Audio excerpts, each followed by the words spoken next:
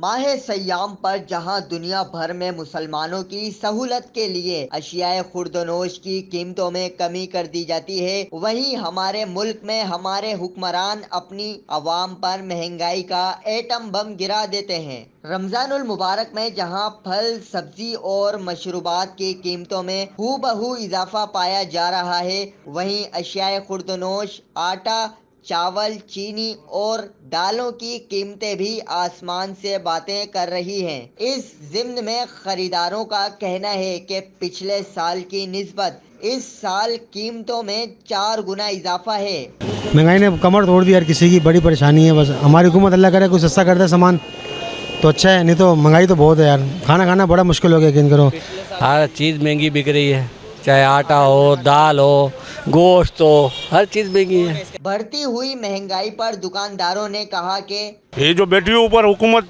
ये माफिया सबसे बड़ी। ना गैस है, ना बिजली है, ना पानी है इस मुल्क में हमारे।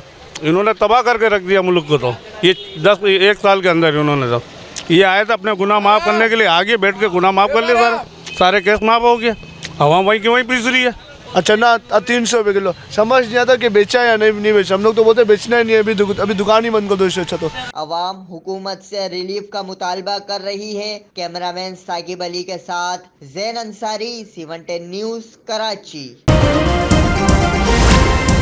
C110 न्यूज़, खबर की असल खबर।